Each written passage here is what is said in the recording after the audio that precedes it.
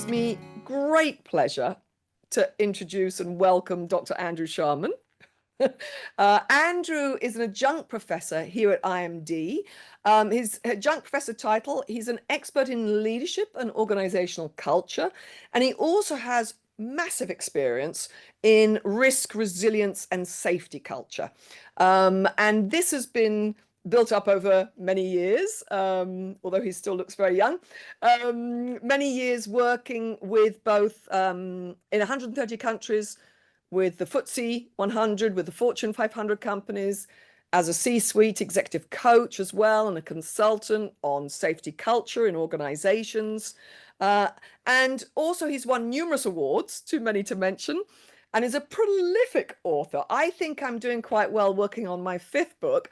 Andrew's already done 10, so there's a there's an aspirational level.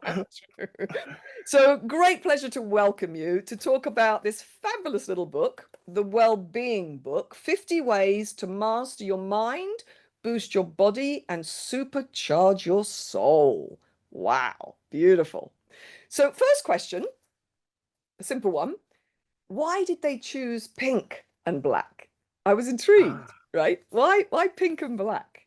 So this book is in a series called the Concise Advice series, and all books have got the same format. 2/3 of the front cover is black, and then there's a color, and this color pink, this really bright pink, is my favorite color.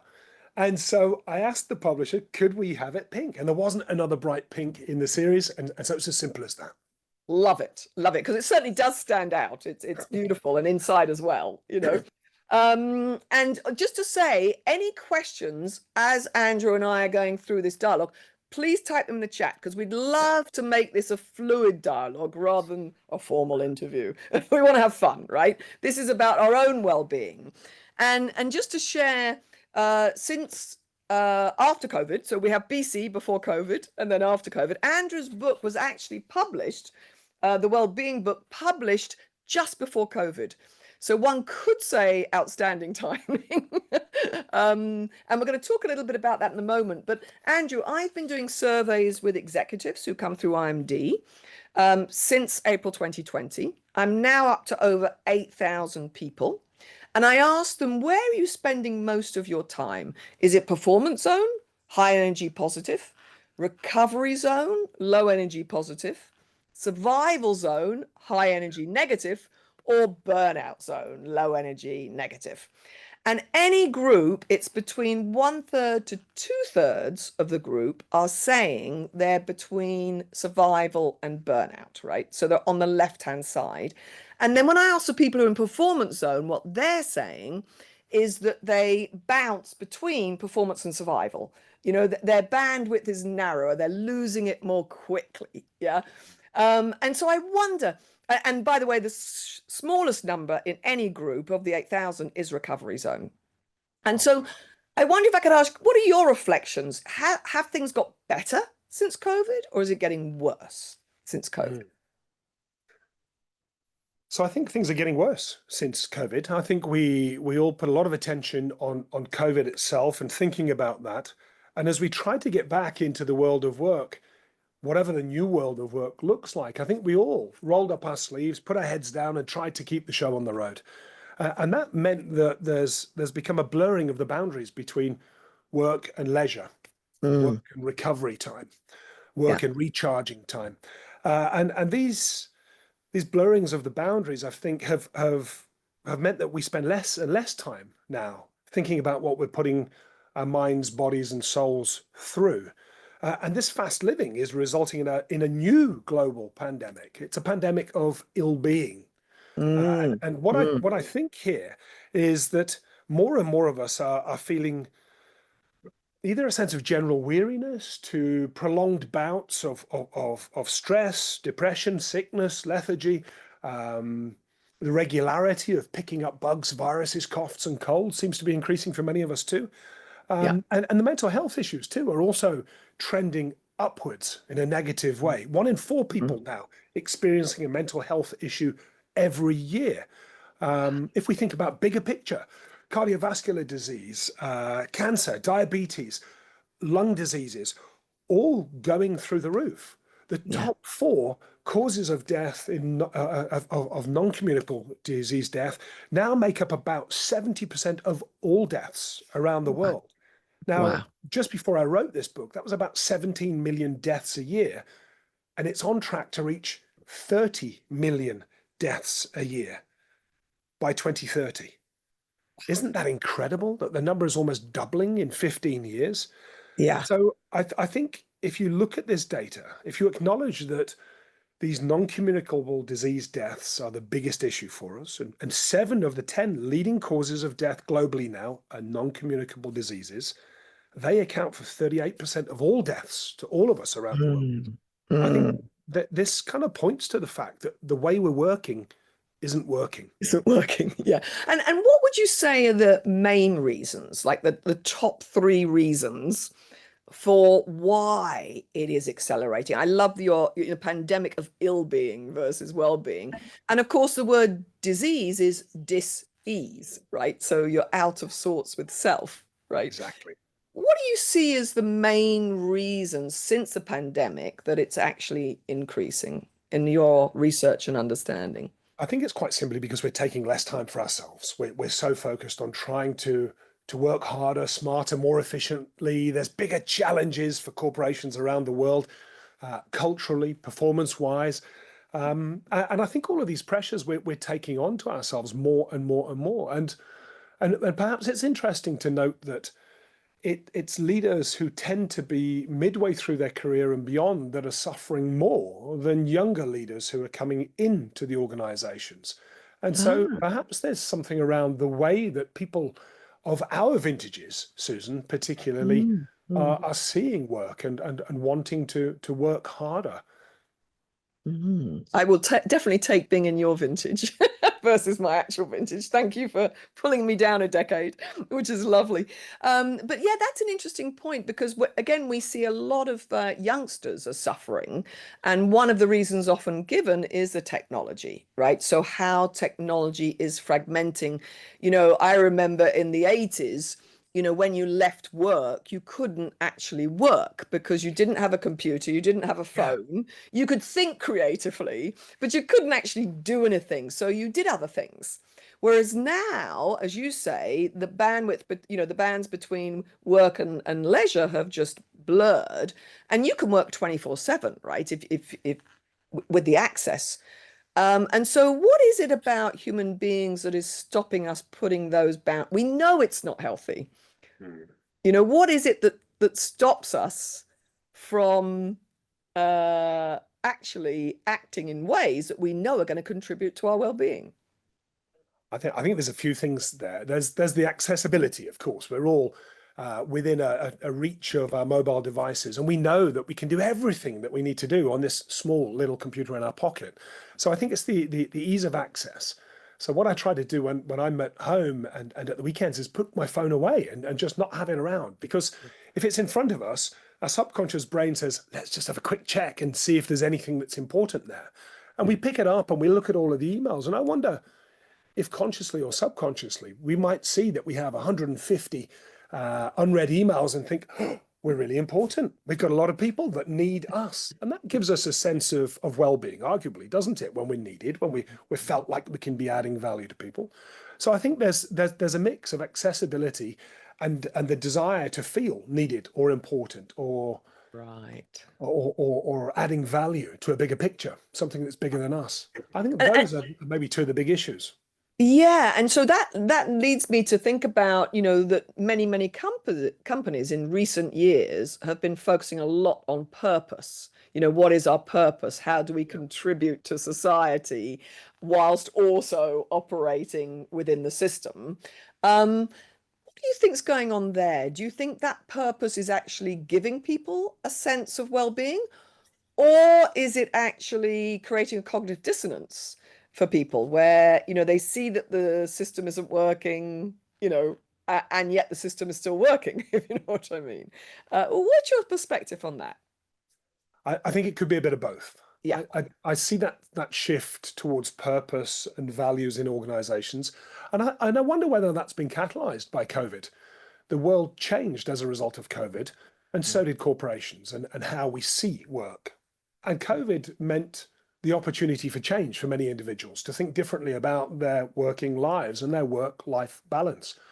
And so I think organizations have perhaps realized that this is about creating cultures of care within the organization where Mm. employees want to come to work, they want to do their best job, they want to be part of this organization. And a way to help employees feel and manifest that desire is to really connect to something that's bigger than just let's make lots of money. Let's talk about purpose. Let's talk about what we stand for, the values of the organization. Mm. Mm. And how many organizations do you feel, in your experience with the work you're doing with lots of people around the world, 130 different countries, right? How many organizations do you feel are doing that because they think they ought to do it? And it becomes almost a little bit like purpose washing, right? Versus value, one of the companies I work with says they strive not to have values that are posters and coasters alone, right? They actually want to live them. Yeah, so what's going on there, do you think, with companies and individuals? I wonder if for some corporations, they're jumping on the trend of doing purpose and values because everybody else seems to be doing that. And then there tends to be an obligation for everybody else to do it too. But I can think of plenty of organizations that really strive to live these values and take them away from the posters and the coasters. Um, an organization that does that very well is the Merck organization. They Okay, talk yeah. about a high impact culture and why having a high impact culture is so important. And then they break it down into clear values and clear behaviors. Mm. And this has allowed employees at all levels, from top leadership team to grassroots, to really think differently about who they are and how they contribute to the success of the organization. Yeah, And of course, as a pharmaceutical organization, they're very focused on thinking about the lives of their patients and customers. So there's yeah, that strong connection between what people are doing inside the business and the impact it has outside the business on yeah, humans at large. yeah. And when an organization is driving behaviors, there has to be a consequence for not following the behaviors, right? Because otherwise it can sound like, we need to do this, but actually if people don't do it, then, you know, it's a choice. What's your perspective on that in driving organizational change? Well, I think it's important, isn't it? We're all consequence driven to a lesser or larger degree. And it's the same in well-being too. We think about our well-being as a consequence. Well-being comes from the things that we do, the behaviors that we exhibit as individuals. Of course, Mm. it's subjective. What I think is my well-being might be different from your definition of, Okay, of your that's well-being. interesting. Yeah. What would be your definition of well-being? Well, I think it's a composite measure of how good we feel, and how able we feel to be able to cope with what life throws at us.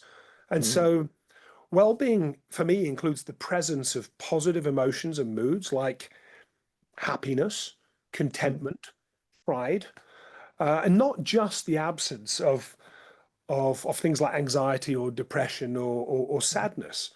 It's Mm. also about satisfaction, how satisfied I feel with life. And I think because it's subjective, because well-being is personal, we need to do more check-ins with ourselves on our own well-being. It's it, Okay. it's not enough just to say I haven't been sick for a while, so I must be well. That's not it at all. In fact, back in 1948, the World Health Organization said health is, of course, for them, the most important thing. They said health is a state of complete physical, mental, and social well-being, not merely the absence of disease or infirmity. And I think that was one of Mm. the earlier mentions of this idea of well-being. And so thinking about our own well-being, the book at the very beginning talks about questions that you can ask yourself to Yes. to assess your own well-being. And these 5 questions are useful as regular check-ins. So I ask you to think about how well do you feel right now on a scale Mm. of 1 to 10. How well do you feel? 1 is low, 10 is high. Yeah. Second question, how happy have you felt over the last 30 days? Scale of Mm. 1 to 10. 1, not very happy. 10, really happy, feeling great. Third question, do you feel you have meaning in your life? Mm. Do you have meaning? Mm. And I suppose that ties into the discussion we just had about purpose. Fourth question, do you feel you have sufficient emotional and social support in your life? That's a big one, and one that we might not often think about. And then the fifth one is about satisfaction. How satisfied are you with your own life right now? Mm, Now, in the mm, corporate world, of course, we're focused on metrics and performance indicators. When it comes to our own well-being, because it's subjective and it's ours, we don't need to come up with metrics, but using a kind of a scale of 1 to 10 or 1 to 5 just pushes us into that zone of thinking deeply about how mm, we're doing. And mm. it might be worth keeping a little track of our answers to these questions over a few months or checking in every quarter to see how we're doing. And do you see, because the book looks at, mind, body, and soul, which I love, right?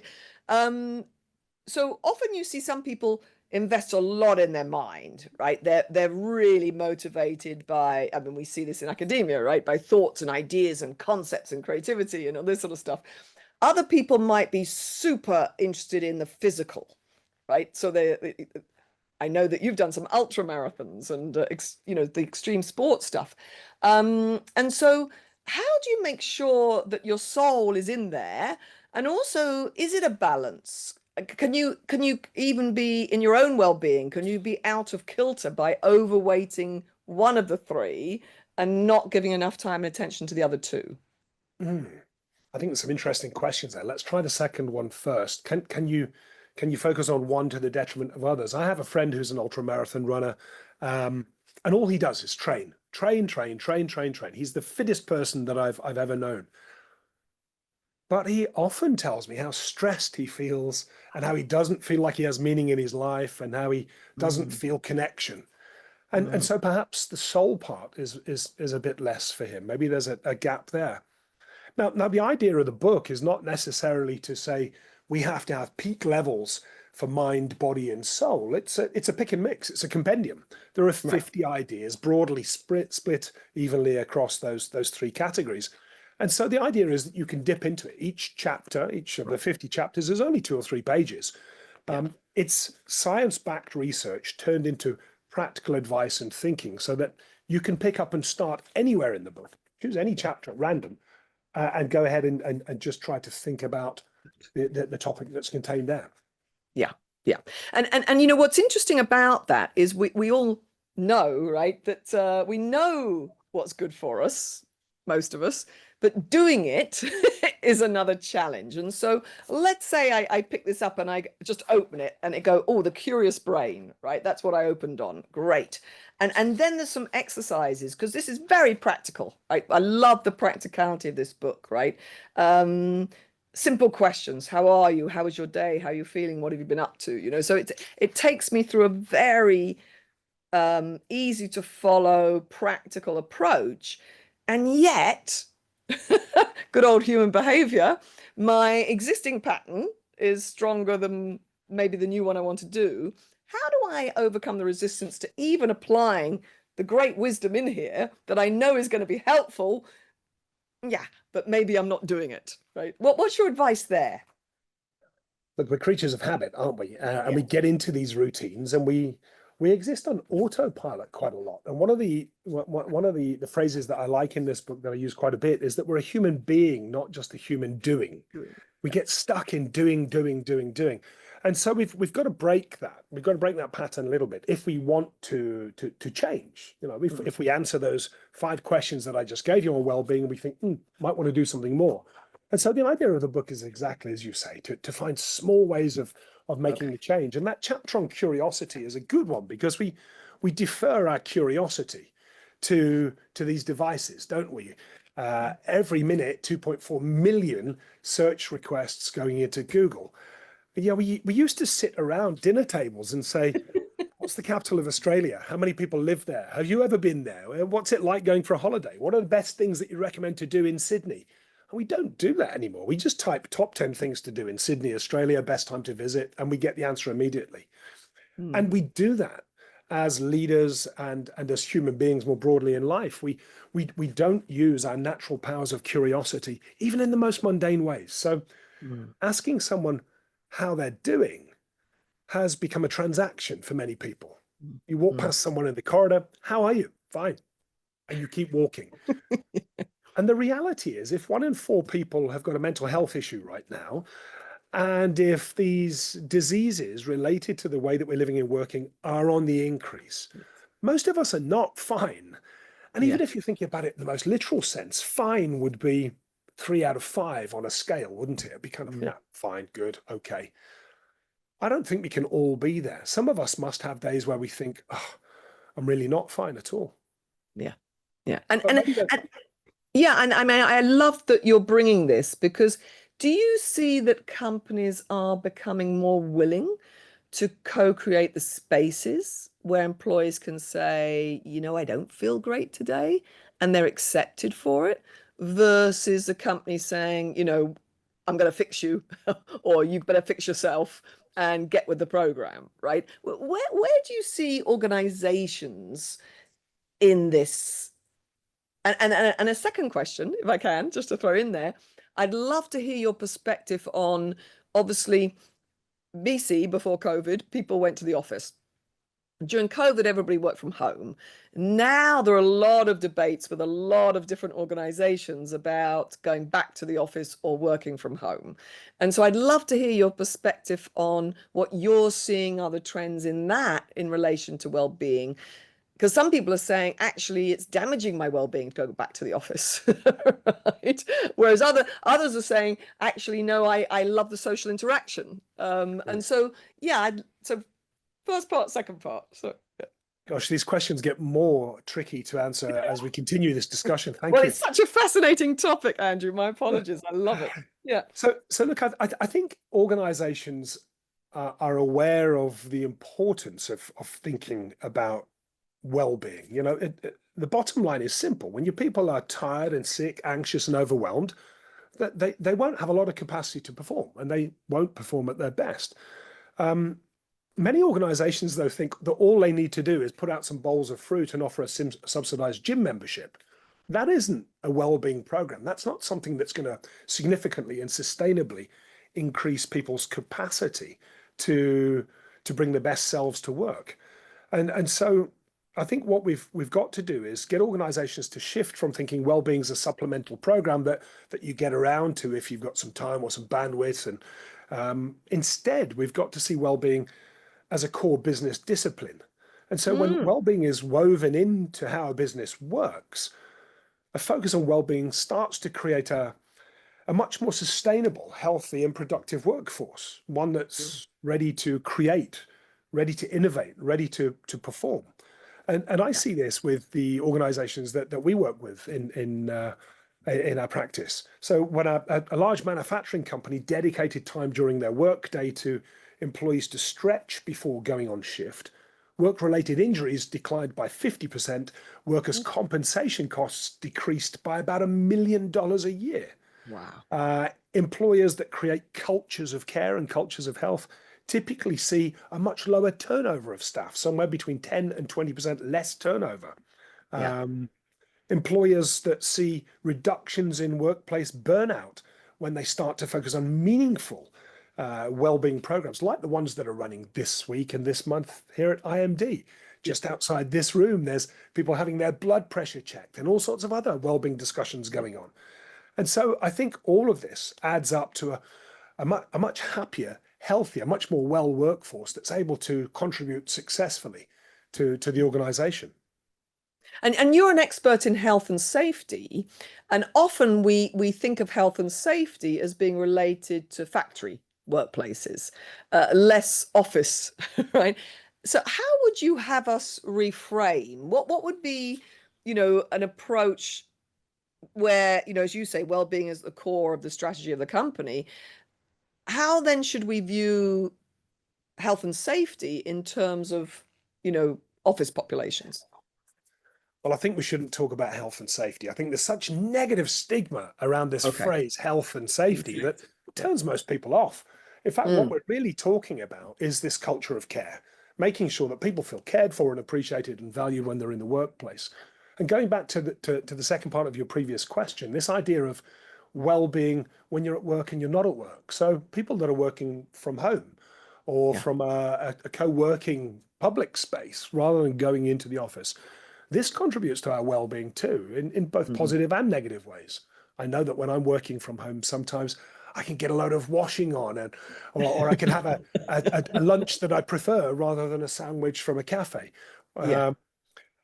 But also, I feel that sometimes when I'm sitting in the office at home, I kind of lack that social connection. So when I come onto campus here at IMD and I meet people that I haven't seen for a while and I get to have a hug and a chat, just as we did this morning, it Yeah. feels great. You know, we like being around people. We're social creatures. So I think answering the question now about health and safety, what is it? I mean, the answer has to come from the people within the organization. What does it mean for us if we're healthy and we're safe and we have good Beautiful. levels of well-being?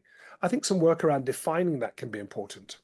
Yeah. And what metrics or indicators do you recommend for assessing the effectiveness? You mentioned, putting out the bowl of fruit and giving the gym membership is not really well-being.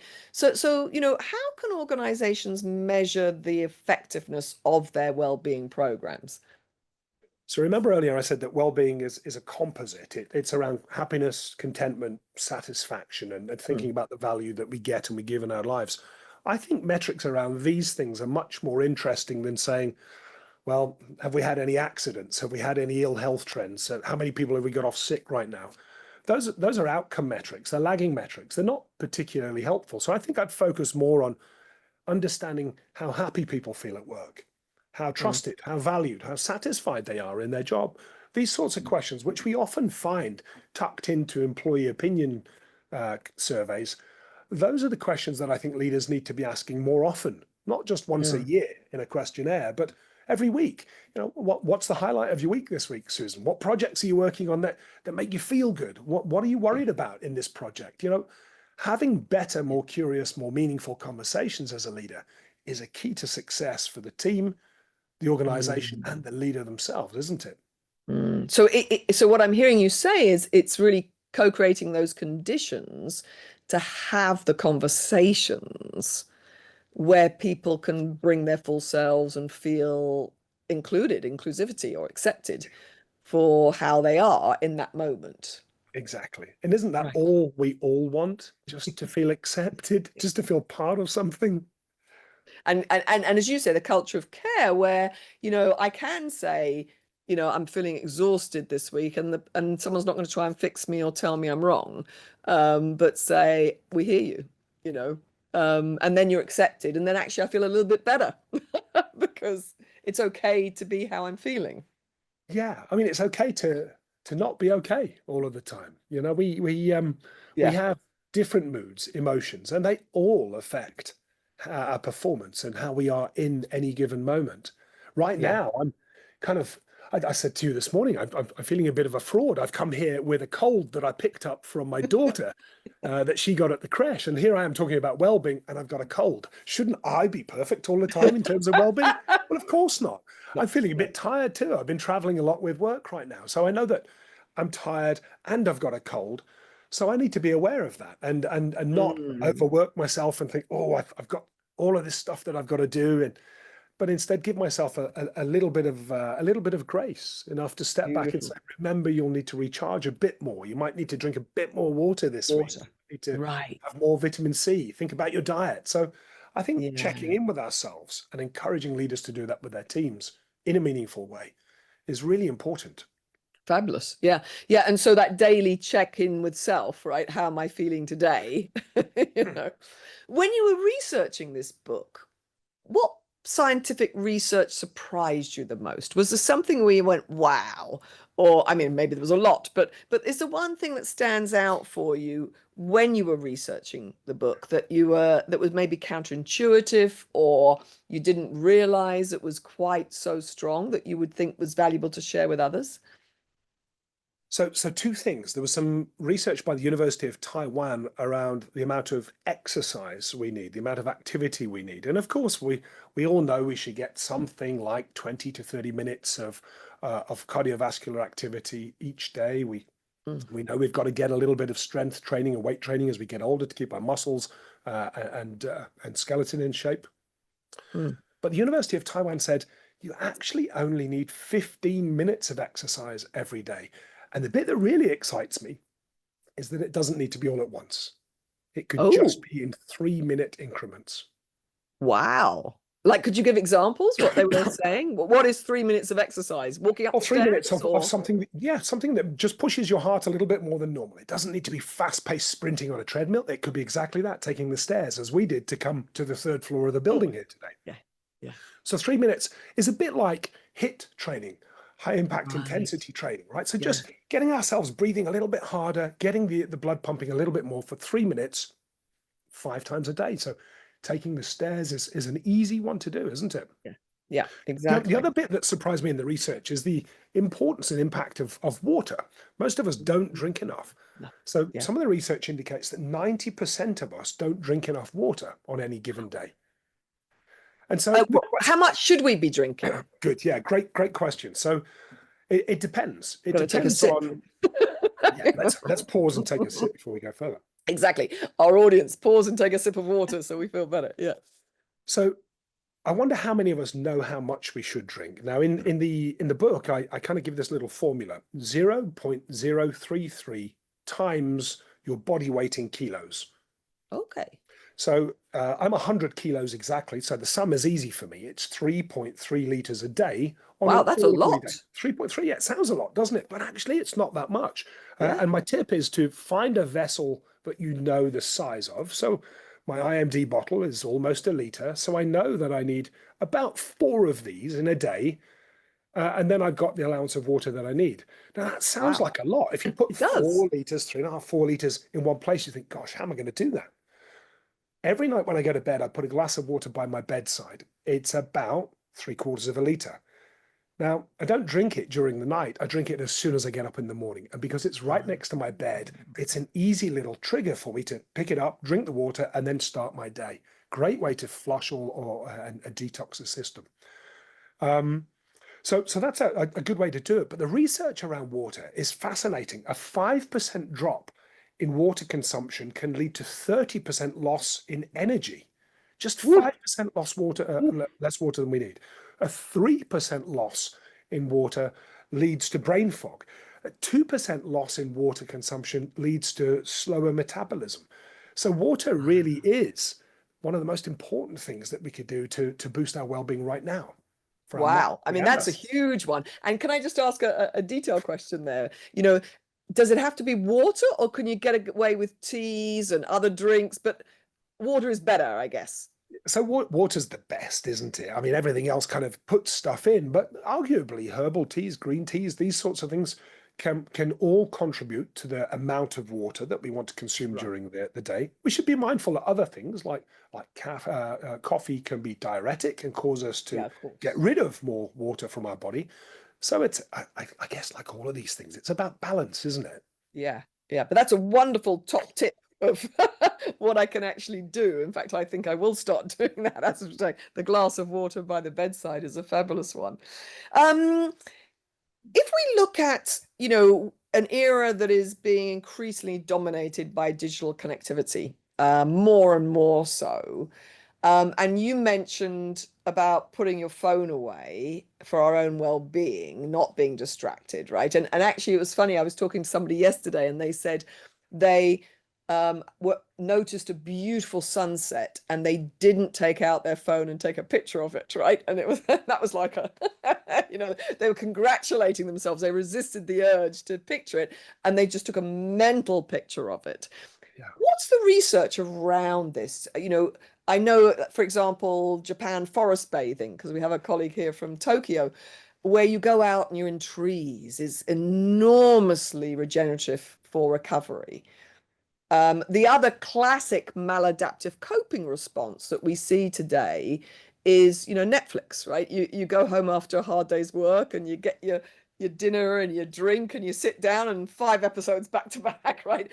And that's not recovery. That's actually probably a little bit of burnout, right?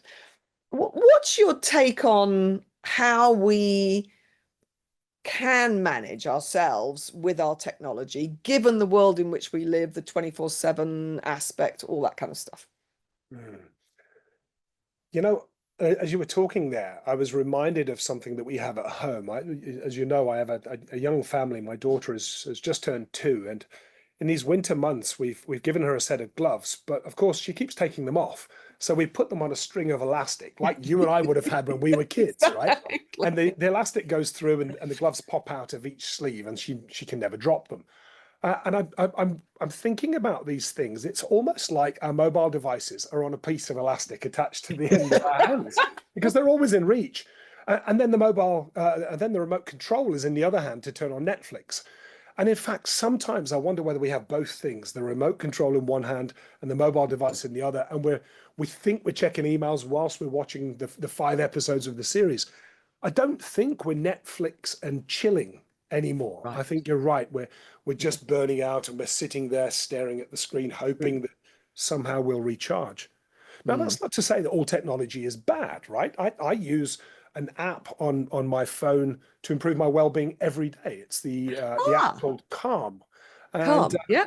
there's loads of great things on there. I use the guided meditations. I do something called the daily trip. It's just 10 minutes of meditation, talking through a particular topic and then focusing on breathing and how my body's doing. I take a deep dive sometimes if there's something that's on my mind that I want to think about through meditation. I use their sleep stories. They have sleep stories for adults. So if I'm not feeling like I can get to sleep or there's too much on my mind, I just set one of these running whilst I'm in bed. And then they've got this great little breathing app on the Calm app. Yeah, beautiful. You can Yeah. breathe in and out in time with a movement on the screen. And different types of breathing, as you know, can do different things. They can calm us, they can energize us. And so I like tech like that.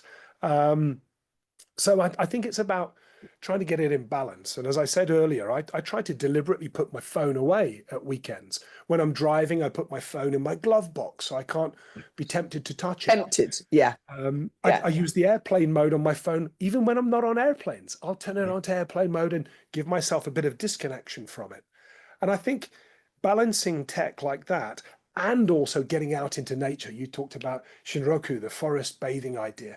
Getting out into nature, whether we're standing there bathing underneath the trees or as I do every weekend with my kids and my wife and dog, we get up into the Jura and we go marching out through the forests up there. It's fantastic, getting muddy, getting some rain in our face, feeling the chill of the wintry weather.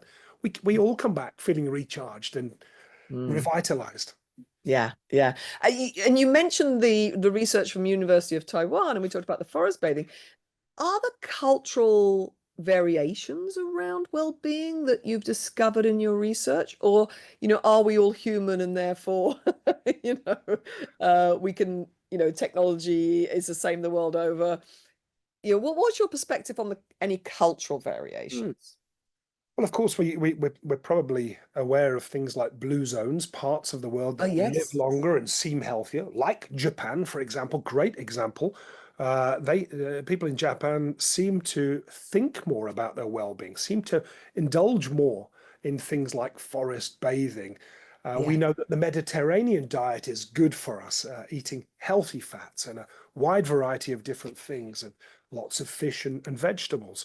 And so, yes, there are some cultural aspects that are important. Here in Switzerland, I've been living here for nearly 15 years now, and one thing I noticed is that at the weekends and in the evenings, shops close. Exactly. And when I first moved here, I thought, oh my gosh, how am I going to survive? The shops have closed at 6 o'clock. And once you get into the hang of that, you realize that this is great for our well-being. We're not buzzing around shops or chasing around to do things in evenings and weekends. We're relaxing with our families. We're getting out into nature a bit more. I was in Norway last week, and one of the things there that I noticed was that there's this cultural tendency to really disapprove of having mobile devices on the table when people are eating. Very good. And I noticed sitting in a restaurant that this continues too. Nobody was on their mobile phone. Fantastic. Nobody in this restaurant. Yeah. Now, I was in London a couple of days ago, and I'm in a restaurant there, and you can see everybody's just kind of checking in on their phone whilst they're pretending they're listening to their friends or enjoying their meal. And so I guess there are cultural nuances. Yes. They can probably work in lots of different directions, can't they? Because we're all human beings, we're right? all human, yeah. And I think going back to those 2 points, that we're human beings, not human doings. So giving ourselves a break to say, let me just be, let me just experience, like your mention of someone seeing a great sunset and not taking a photograph. How wonderful. Yeah. just being there, just enjoying that moment, I think is really important. Yeah, yeah, it was funny. One of my kids was saying, they were at a rock concert and nobody was watching the band. They were watching through their Yeah, phones. they're all filming it. I was at a concert in London a Could have week stayed ago at with my home, sister. right? Same thing. Yeah. When are they ever going to watch all of these videos of the concert they were at? Well, Which is lovely, isn't it? Any questions, please do type them in the chat because we'd love to get your perspectives and your thoughts as we go through. Um, Obviously in an age of disinformation. So the World Economic Forum said that, in the next 2 years, 2024, 2025, the number one threat by severity is misinformation, disinformation. And so there's a lot of advice out there. How can readers discern evidence-based strategies, from fads or misinformation? gosh, I'm not sure I have an answer for that. I find it difficult too. And Okay. so in doing research for my books and for my practice, I try to look at trusted sources. I try to look at clinical and medical journals and science-backed journals rather than pop culture. I think Mm. there's a lot of pop culture narrative on things like well-being and leadership and all sorts of aspects of corporate challenge. Arguably, this book is perceived as part of that. It's a book anybody can pick up from any Right. bookstore and just jump straight into it. But I Yeah. think there's something like 8 or 9 or 10 pages of scientific referencing at the back. So what I've tried to do with this is take all of the science that we need and then turn it into something that's practical so that people don't have to Beautiful. go through all these journal articles to try to find the nuggets of wisdom that might help Yeah. improve their well-being. And Yeah. so I think that could be a way for Yeah. people to dig into what's right. But I think there's also something about that switching off idea. I Mm. remember during the COVID crisis as it unfolded, just being completely overwhelmed with news and information and not knowing what to pay attention to, what to understand, or what to do. And so I realized that the only way to survive for me was to switch off to some of this sort of stuff. And I Mm. think, when it comes to news and information, we are what we read. Right, We are okay. what we read. Yes. And Yes. so if we spend our time looking at negative news headlines and indulging in some of the desperate attempts at storytelling and narratives that are coming around the world, we find that immediately has an impact on our well-being. We Mm. read sad stories and terrible stuff, and we think about how bad the world is, and we start to come down with it. And so I think Mm. no matter how we consume information and data, it's worthwhile just reflecting on how do we get the balance in that? How do we make sure Right. it's sensible? And how do we make sure that we watch what we consume and how it impacts our own sense of well-being? Mm. Mm. A bit of a tough question, if I may. Maybe it isn't, right? But I know a lot of people. So we know what we mean by mind. We know what we mean by body. What do we mean by soul? Well, you're the reverend here, Susan. That's why Uh, I'm asking the question. I imagine that you could tell me what soul is. I know you've got soul, James Brown said, and we Yeah. all do. Yeah. Um, soul is hard to put our fingers on, isn't it? But it's Mm. some of the things that we've been talking about: our values, our purpose, our sense of satisfaction, and who we are, where we are, and Beautiful. what we're here for. Those things are all important aspects of soul. But I think soul is also about the light end of the spectrum Mm. too. So how much Mm. fun we have in life, right? It's the feelings of happiness that really feel like we're deep inside. A week and a bit ago at this concert in London with my sister, we were chatting before and we started laughing about something from our childhood. And we were both laughing those aching, rib Love. breaking laughs where you just can't stop. And that's great for the soul, isn't it? Right. It's, So playfulness, which comes back to the curiosity in a sense, right? The yeah. importance of curiosity. I was with a group of leaders in Lisbon, in Portugal last week, as I said, and I was talking about the importance of playfulness. And these were seasoned, serious executives, and I said, let's have some fun. Get out your phone, and we could all do this just now. So come on, grab your phone. Let's do it Okay. together. Yeah. Where's my phone? I put it away somewhere, so it wasn't. See, I've read your book. I know to put it away. So go ahead. So everybody else that's online, grab your phone just now and turn on the camera function. And I want you to turn it onto selfie mode so that you can see yourself. There's Susan on the screen in front of me. And I want you to take a silly selfie.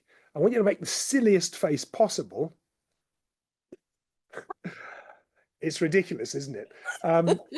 And then send it. Send it to Oh, someone. wow. But send it to someone without any words. Just send it. Just send just the picture. So there we go.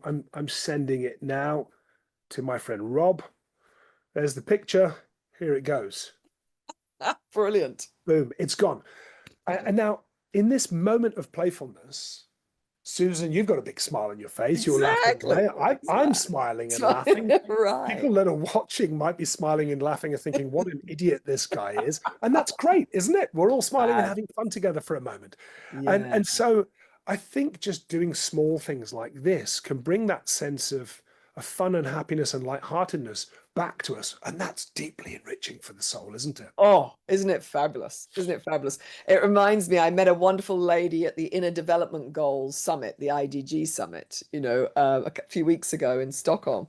And she said that well-being, the idea of a well, right? So a well in the ground, and how much are we filling our wells so they're not running dry, right? And Right. thank you, we just deposited in our own well-being there, which is Yeah. beautiful.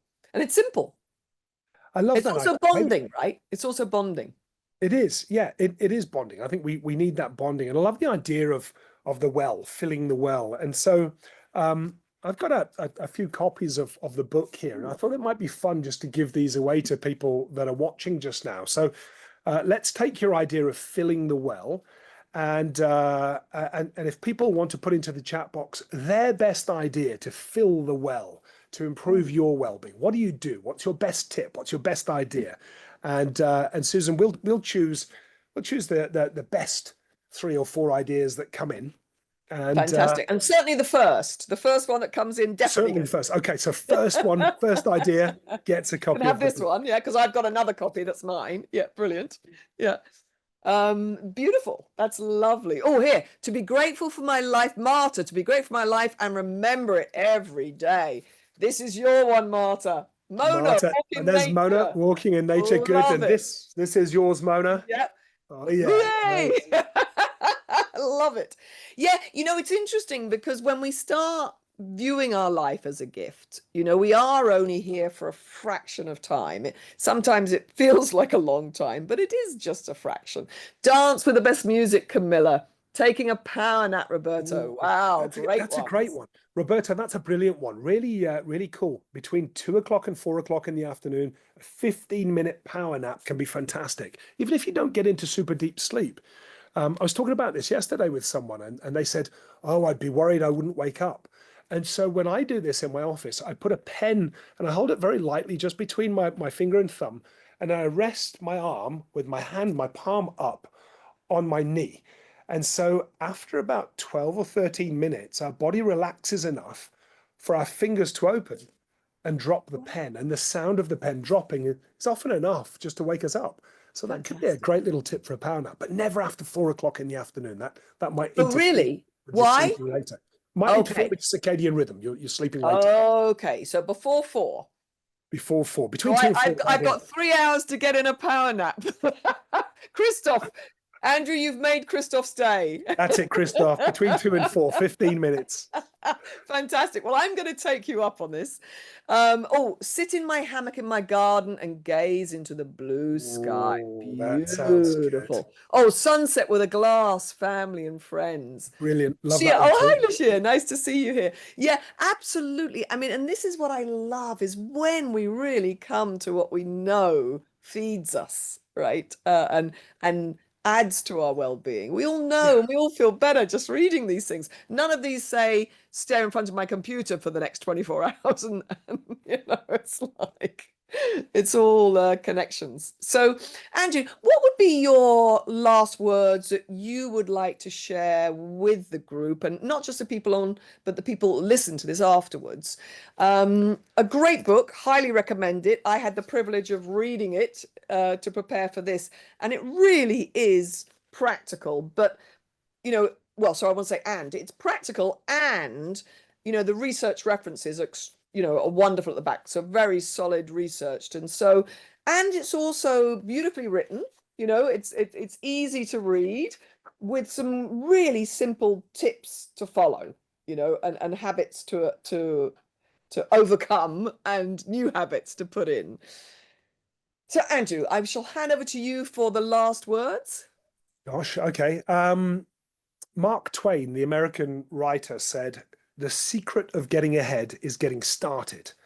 And the secret of getting started is breaking down complex, overwhelming tasks into smaller, manageable tasks, and then starting on the first one."